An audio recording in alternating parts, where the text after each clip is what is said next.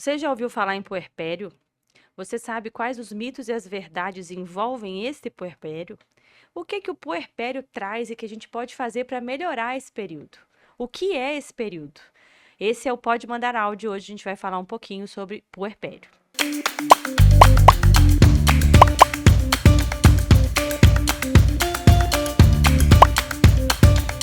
Doutora, pode mandar áudio? Puerpério compreende os primeiros 45 dias de vida de uma mulher, quando ela deixa de ser uma gestante e ela passa a se tornar uma mãe. Essa transição, essa mudança, ela envolve muitas alterações, tanto físicas quanto mentais. Ainda na estrutura física, dependendo da via de parto, essa mulher ela está em recuperação, em cicatrização, em entendimento. É um corpo que foi casa, que foi morada, e ela tem que se reestruturar com relação a órgãos internos, hábitos intestinais, hábitos alimentares, a temida perda de peso. Então, a fase puerperal ela é muito cruel, visando mesmo a questão física da história. Junta disso, uma entrada de um bebê que tem os seus hábitos fisiológicos completamente incoordenados com os hábitos fisiológicos de um adulto, com uma necessidade de sono muito menor, com uma demanda de atenção muito maior, e isso vai juntando e fazendo uma bola de neve, o que vai corroborar para um período muito tenso na vida dessa mulher. Quando eu digo da mulher, é que o puerpério não é um problema fisicamente de mais ninguém a não ser dela mesma. Ela que sabe o que ela sente, ela sabe onde ela se coloca, ela sabe onde dói. Então, essa fase, parte física, ela é exclusivamente da mulher. Quando a gente fala da saúde mental materna, isso envolve e engloba muita coisa. É de fato sobre a mãe. Os hormônios, eles vão modificar essa mulher, eles vão mudar esse comportamento. Ela de fato nunca mais vai ser quem ela era e até que ela se reconecte com ela mesma, isso gera um tempo, isso leva a frustrações de novo, eu vou falar sobre isso, leva a adaptações de novo e até mesmo uma nova descoberta. Essa mulher ela vira realmente uma nova pessoa. Para falar um pouquinho sobre essas alterações mentais, comportamentais e físicas, principalmente mentais e comportamentais, eu trouxe hoje a doutora Eduarda. Eduarda é psiquiatra e é também a mãe da Betina. Ninguém melhor do que uma psiquiatra que entende muito sobre saúde mental para a gente conversar um pouquinho sobre isso. Eduarda, seu parecer sobre o que que você consegue encontrar aí no seu consultório, na sua rotina, o que que você encontra e quais são as maiores dificuldades? Nosso microfone está aberto para a gente te ouvir sobre esse assunto hoje. Amei a apresentação. Mãe da Betina tá ótimo. Viu? Vamos lá. É um convite muito específico a gente falar sobre saúde mental materna. Porque se a gente ficar aqui durante umas 10 horas consecutivas, a gente consegue falar muita coisa. Tem muito conteúdo, é, tem muita parte desconhecida dentro desse conceito de saúde mental materna. E o principal que eu acho disso tudo, nesse desconhecido, é que junto vem os julgamentos, né? Sim. Até quando a gente podia falar que uma mulher ela precisa de fato de ajuda sem que ela fosse julgada, que o estresse estivesse de fato causando alterações comportamentais de verdade, né? Então, eu acho que ter o profissional caminhando ao lado vai fazer toda a diferença. E aí vem a sua palavra como profissional especializado. É legal, porque a gente pensa o seguinte: a mulher, quando ela termina imediatamente de parir, ela já precisa, pela parte da sociedade, estar feliz e pronta para nutrir e para cuidar de uma criança. Só que não é considerado o período que essa mulher passa sendo força para construir um bebê do zero. Então, além das mudanças estruturais do corpo, existe uma mudança muito grande hormonal e uma mudança muito grande mental. A gente preocupa muito, né? A gente vê todas as mães. Eu acabei de passar por isso agora. Minha bebê tem 4 meses. E a gente preocupa com toda a parte física. De montar um enxoval, de comprar isso, de montar um quarto, de procurar um pediatra, de procurar as melhores vacinas, quanto que a gente vai gastar para isso. E ninguém prepara essa mulher para o que ela vai viver naquele período imediato, inclusive depois do puerpério também. Porque às vezes você sabe que vem uma mudança estrutural, você sabe que os primeiros dias são difíceis, mas você não sabe o que vai acontecer. Então, é muito comum no consultório, por exemplo, não vou dizer que é tão comum nos primeiros dias, porque a mulher não sabe nem o que está acontecendo. Mas é muito comum a gente encontrar uma depressão pós-parto anos depois, porque ela não foi reconhecida naquele primeiro momento. Então, por exemplo, quando a gente para pensar em estatística, em números, os números assustam muito. Porque nós temos 3 principais diferenciações. Então, a gente vai falar de baby blues, depressão pós-parto e psicose puerperal. Quando eu vou falar de baby blues, muita gente nunca nem ouviu falar nesse termo. E quando ouviu falar, não sabe exatamente o que significa. E um dado importante que eu vi esses dias é que 1 para cada 4 mulheres vai sofrer o baby blues, não é mesmo? A gente tem uma oscilação dentro dessa referência. Existem referências que trazem hoje até 80% de mulheres sofrendo baby blues, porque na verdade ele é uma alteração fisiológica. Praticamente todas as mulheres vão ter. É uma reorganização mesmo, né? Você pensa comigo, a gente tem 9 meses de uma mudança hormonal começando num corpo, de alteração onde estrogênio e progesterona vai mudando tudo ali e vai sendo lentamente modificado. De repente, na hora do parto, a placenta sai. Quando a placenta sai, esses hormônios precisam todos ser remanejados. Num período inicial, nem sei te falar de quanto tempo, porque não tem esse tempo. É imediato.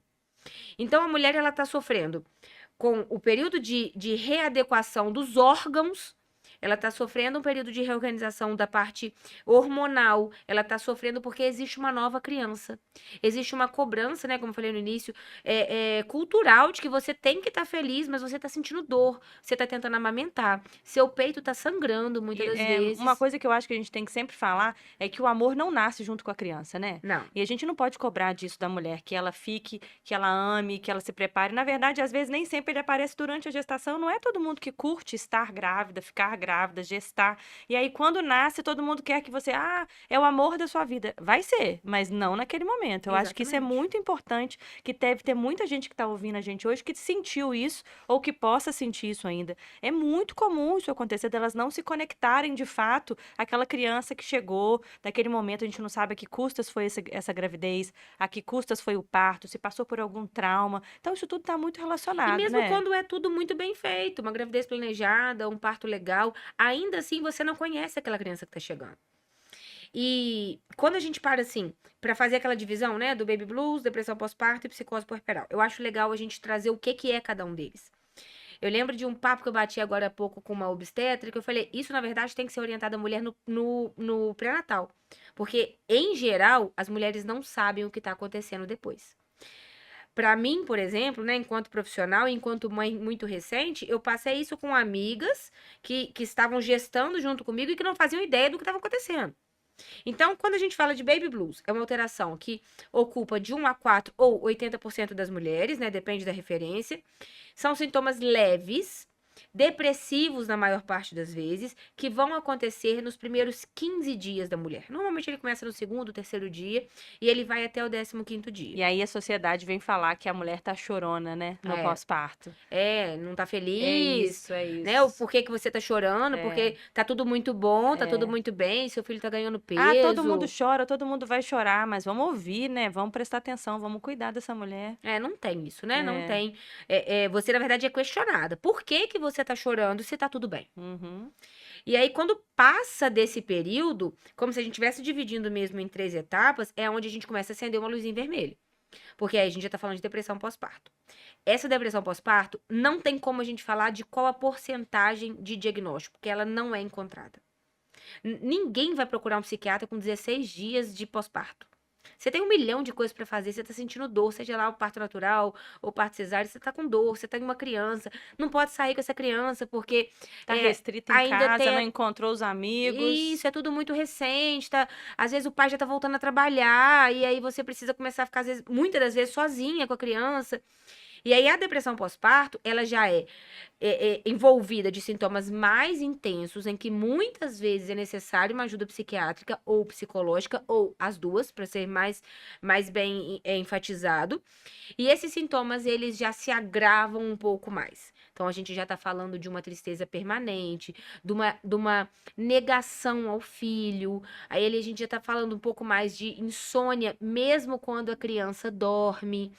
De uma dificuldade de atividades básicas, como levantar para tomar um banho, sobre falta de apetite ou um apetite muito aumentado, né? Porque aí vai influenciar muito naquela questão do próprio peso que você estava citando no início. E aí eu vou trazer um pouquinho só a questão da atenção do profissional que acompanha essa família. E quando eu digo profissional, eu incluo a gente da pediatria junto.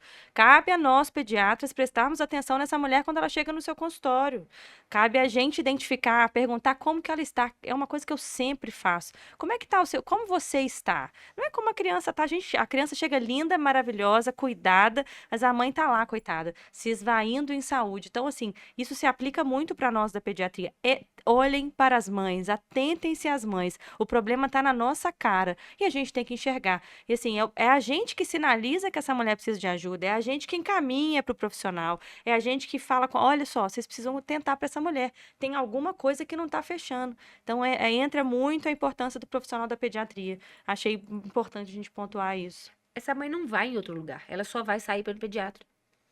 Então, se não houver esse olhar que a gente não vê acontecendo, ela vai ficar sem cuidados, como acontece com grande parte das pessoas. E assim, dando uma mergulhada mais fundo dentro dessa parte de saúde mental materna, a depressão pós-parto, ela é uma luz acesa para o transtorno bipolar. Não quer dizer que toda mulher com depressão pós-parto vai desenvolver o transtorno bipolar. Não é isso. Mas ela é uma luz acesa. Então, olha quantas pessoas, quantas mulheres a gente deixa passar porque não tem esse diagnóstico no momento certo. E lá na frente, às vezes o filho já tem 20 anos, e aí você vai fazer uma anamnese bem feita, você vai buscar essa história e ela fala: quando eu tive meu filho, eu não conseguia sair da cama, eu não amamentei porque eu não soube, eu não sabia o que fazer. Não se falava disso antigamente, né? E então, assim, a gente pincela bem a depressão pós-parto dentro desse ponto. Agora, quando pula o muro para psicose puerperal, a gente está falando de uma emergência médica.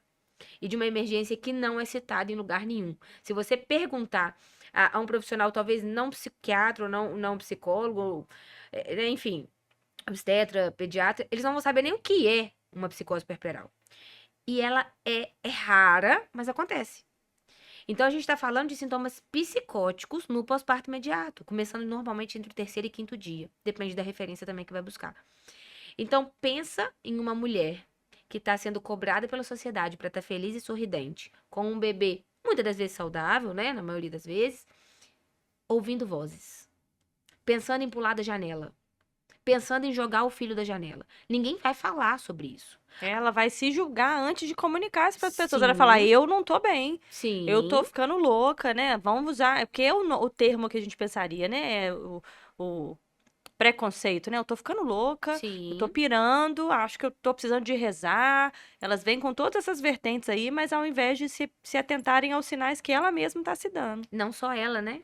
As vozes de fora, porque dependendo para quem ela vai falar sobre isso, a primeira coisa que ela vai escutar é isso: você precisa rezar mais. Uhum. E a mãe, muitas vezes, ela não vai abrir a boca para falar sobre esse sintoma, até esse sintoma chegar a um ponto muito grande. Tudo bem que nós estamos falando de um caso raro, mas as pessoas têm que ter a consciência de que isso existe. Uhum. E que buscando ajuda no tempo certo, tratou e melhorou, acabou. Exatamente. É uma situação que tem tratamento, é fácil, relativamente fácil de tratar, e que vai passar. Pronto. Aí a gente vai enfrentar outros desafios. Afinal de contas, nós estamos falando de uma mãe que é mãe para sempre. Então, passou esse tempo do puerpério, a mulher ainda está enfrentando muitos desafios. A gente tem que falar de privação de sono, dificuldade de amamentação. E entrega, ela se perde, ela se doa, ela se entrega. Então, ela deixa de se cuidar para cuidar de uma outra pessoa. Por vezes, não é só o filho, né? O filho, o marido, a casa. E aí, elas perdem, por vezes, a profissão. Largam a profissão para essa dedicação. E aí, vira a frustração de uma carreira toda caminhada. Porque tem caso assim, não tem? O tempo Muita todo. gente que larga a própria profissão para poder fazer essa dedicação. Eu vejo isso muito no consultório. Muitas meninas que se doam, que se entregam. E a gente vai falar de duas vertentes, né? Tem a mulherada que se entrega, que larga tudo para ser mãe, e tem aquelas que sofrem porque deixaram os filhos em casa para voltar para o trabalho. Sim. Tem os dois caminhos, né? E aí elas vão se julgar, vão se penalizar e vão sofrer nas duas vertentes. Então, tanto se ela se doou por inteiro, quanto se ela delegou a função, que não é delegar a função, é dividir, né? Ela entrega e fala, bom, eu vou seguir a minha vida profissional e vou deixar o meu filho na escola, vou deixar meu filho com um cuidador. Então, A tem essas cobrança duas... vem de qualquer Exatamente. maneira. Só que você não vê isso acontecendo ao contrário. Você não vê a sociedade elogiando uma mãe. Se ela consegue dar conta de tudo, é o básico que ela precisa fazer. Exatamente. Se ela não consegue, ela tá falhando. Não, se o pai leva na consulta, o pai é maravilhoso. Não é mais que obrigação. Se o pai levou para tomar vacina, ai, que legal. Ah, pelo amor de Deus, tem nada disso, né? É sempre assim. O pai não é rede de apoio, o pai é participante, ativo. Uhum. E a gente vai ter um episódio só para falar sobre isso. E é legal. Eu vejo que assim, no início a gente citou uma palavra muito bem falada, né? A questão da romantização. E aí não tem como a gente falar de maternidade sem falar de rede social. A rede social hoje, né, essa ideia que vem sendo colocada, você segue uma página e começa a ver tantas e tantas e tantas informações que você se perde no meio daquilo tudo. E aí você tenta dar conta de tudo que você tem que fazer e você nunca vai conseguir. Não tem como dar conta de tudo.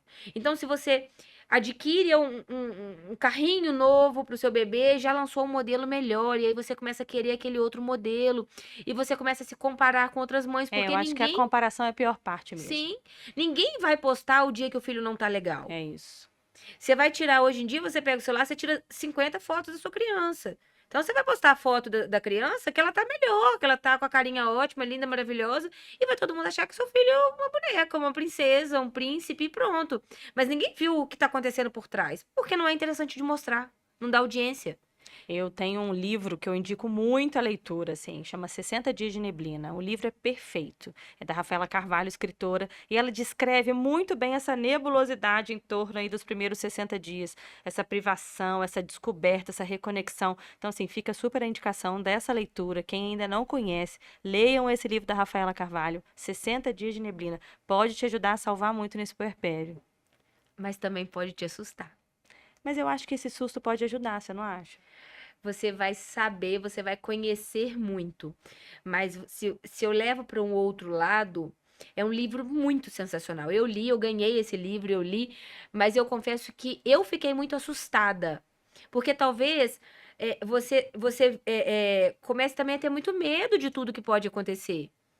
Você o que que eu recomendo em relação a isso? Você tem que saber que existe, mas não precisa se aprofundar, porque pode ser que você não vá passar por isso tudo.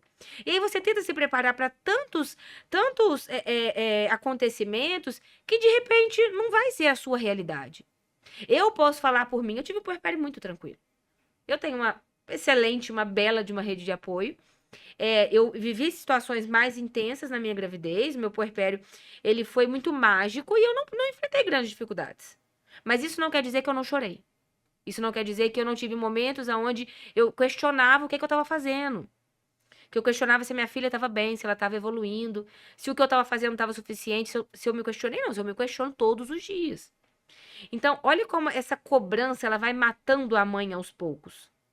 Eu acho que isso é muito sobre matar as mães aos poucos, sobre a gente assiste essa mudança no consultório. Eu vejo isso das mães. Quando eu as conheço grávidas na primeira consulta, geralmente lá no pré-natal, e quando elas vêm nas próximas consultas, elas são como uma vela apagando. A gente tem que cuidar para elas não apagarem. Elas vão de fato apagando, vão perdendo aquele brilho, e cabe a gente jogar a isca para puxá-las de volta, avisar que tem como subir a cabecinha e dar uma respirada. E para isso tem toda a rede de apoio. Então, além da rede de apoio domiciliar, contar com profissionais capacitados. E aí eu vou destacar a atenção das cuidadoras consultoras de amamentação, que Excelente. visitam a casa das meninas nos primeiros dias. Uhum. E às vezes elas sinalizam para mim e falam: Ó, doutora, eu achei que ela não tá tão legal. Dá uma atenção para essa mãe, eu acho que ela precisa de ajuda. E eu acho que falta muito essa orientação e, assim, montarmos de fato uma rede para cercar essa mulher. E eu acho que, principalmente, eu acho que falta a família entender de que a gente está falando. Eles valorizarem o que a gente está falando. De fato, dar atenção para ela levar ao médico. Comprar o remédio, que às vezes vai no médico, fala sobre o remédio, mas não compra o remédio. Não Uhum. trata. Ah, não, eu acho que eu vou melhorar. A gente tem um passeio no final de semana, eu acho que depois do passeio eu vou melhorar. Eu acho que eu tô cansada. É não menosprezar o diagnóstico clínico. É dar valor ao que o médico estudou para estar te falando. Olha, você precisa de ajuda. Tem como você melhorar, tem como sua vida ser melhor. E aí ir para esse lado. Ah, eu tenho medo de usar remédio de psiquiatra. Eu acho que, assim, eu não preciso disso tudo. Eu acho que não é importante. Ah, a terapia não é para mim, eu já tentei. Tem que tentar mais uma vez, tem que entender. Não gostou dessa troca? Tenta outra, mas sem caminhar com uma rede de apoio bem estabelecida, com o psiquiatra, com a psicóloga, com a consultora, com o pediatra, com o seu ginecologista obstetra, eu acho que a gente vai perder muita qualidade nesse puerpério. É muito legal, assim, citar principalmente questão medicamentosa, né? O medo. Eu não vou tomar esse remédio que o psiquiatra me passou porque vai passar pelo leite. Vai fazer mal pro meu filho, ele não vai amamentar bem, né? Vai gerar algum efeito colateral. Se o psiquiatra passou, é porque você pode tomar. A gente tem centenas de estudos que comprovam o benefício de medicação nessa fase puerperal, no pós-puerpério, que não vai prejudicar o seu filho, não vai prejudicar o crescimento do seu filho. Na verdade, muito pelo contrário. A mãe precisa estar bem para o filho ficar Não, legal. mas essa é a maior realidade de todas, assim. Não adianta um filho saudável e uma mãe doente. Primeiro é a mãe saudável, que ela consegue nutrir toda a estrutura para um filho ser saudável. Então, mãe saudável, filho saudável. Não existe a ordem inversa. Isso é muito verdade. A terapia tinha que ser obrigatório, né? Tinha que ser parte do pré-natal, independente de qual situação a gente estiver falando, se for de uma patologia, se não envolver uma patologia. Eu vejo que hoje isso está começando a acontecer. Eu já vejo mães buscando, a minha realidade hoje, né? Eu vejo mães me buscando antes de um adoecimento. Às vezes, para entender o que pode acontecer, né? Às vezes vem encaminhada de uma obstetra capacitada. Olha, ela já sinalizou que não tem, isso aqui não tá muito bom, eu tô muito preocupada. Parece que tá ultrapassando um certo limite. E às vezes a gente consegue fazer uma orientação sem remédio. Às vezes precisa do remédio. Então, na verdade, o que eu acho fundamental é saber que existe. Você precisa saber que existe um adoecimento. A informação é libertadora, assim. Então, eu acho que a informação, difundir a informação, e é isso que a gente está fazendo aqui.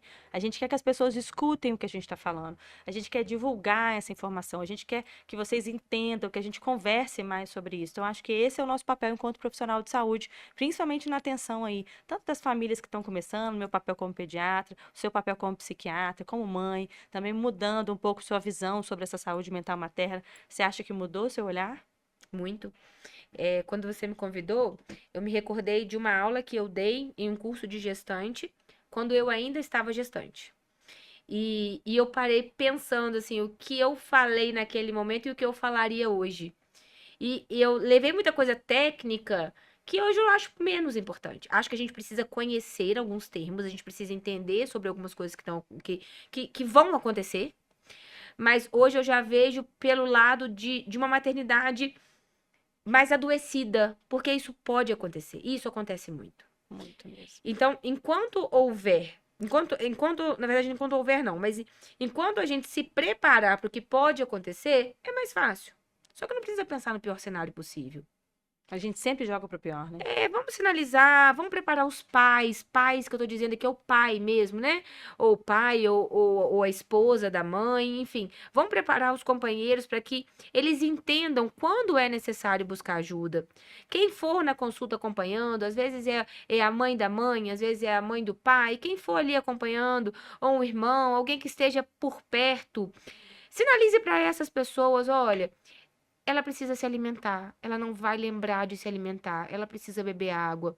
Coisas mais básicas. Eu lembro agora recente de ter visto um desses posts que vão aparecendo em rede social, falando assim, itens básicos de uma maternidade. E aí eu vi assim, garrafinha que dá para abrir com uma mão. Muito legal. E é super verdade. muito Porque você não tem mais do que verdade. uma, você tem uma mão. Não tem, e é desesperador quando você tá amamentando e tá com uma sede, às vezes não tem ninguém por perto e você precisa decidir. Se eu levantar, meu filho vai acordar, e aí é o tempo que eu tenho pra descansar aqui, mas eu tô com muita sede. Então, assim, parece uma bobeira, mas não é uma É bobeira. verdade. Porque a gente tá cuidando da mãe. É verdade. É um período inicial muito curto, vamos falar aí de 2 meses? Até essa criança começar a criar uma rotina, até essa mãe voltar 2 a meses ter você tá uma sendo muito luz. generosa. Mas começa Dá uma a ter. organizada, dá uma organizada. A dor do parto passa, a dor da amamentação muitas vezes já aliviou. Você já consegue tomar um banho, né, quando existe uma rede de apoio. Você consegue fazer uma unha. Então, assim, você começa a se reencontrar. Nas consultas de pré-natal, eu sempre chamo os pais que estão acompanhando, eu sempre falo, olha só, o seu papel é muito importante. Você precisa levá-la para jantar, você precisa fazer uma comida sem que ela te peça, é para ajudar sem que ela peça, porque elas não vão pedir. As mães, elas querem dar conta de tudo e elas dão conta de tudo, elas não pedem ajuda, então a gente tem que ajudar sem perguntar. Compra um bolo e sobe, compra um pão e deixa lá, varre a casa, dobra a roupinha que ela lavou, porque ela vai lavar, ela vai fazer tudo, dobra a roupa que ela lavou, compra uma roupa nova para ela, dá um dia para ela ir no salão, fala que ela tá bonita hoje, faz uma comida especial, chama para poder sentar e conversar sobre uma viagem futura, pergunta como foi o dia. São coisas pequenas, mas que podem mudar a vida dessa puérpera.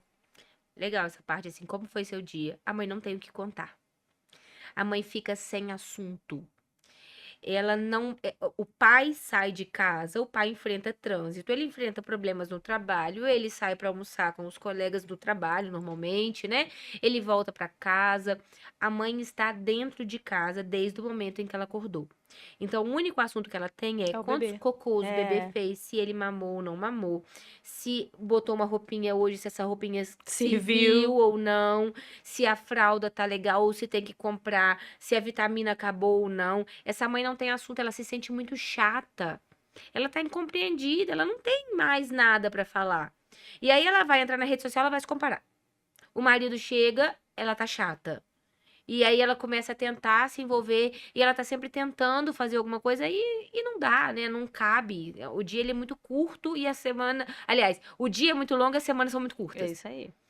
Passa num piscar de olhos, mas ao mesmo tempo você tá exausta.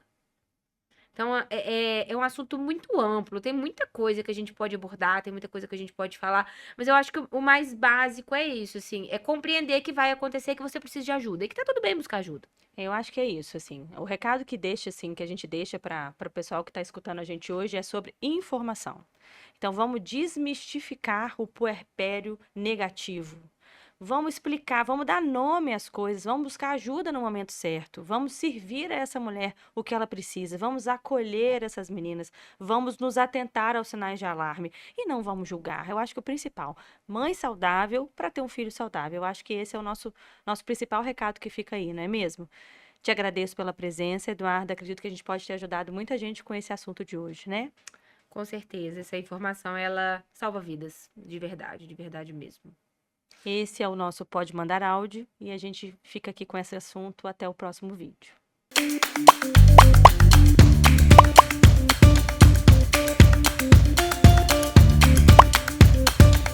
Doutora, pode mandar áudio?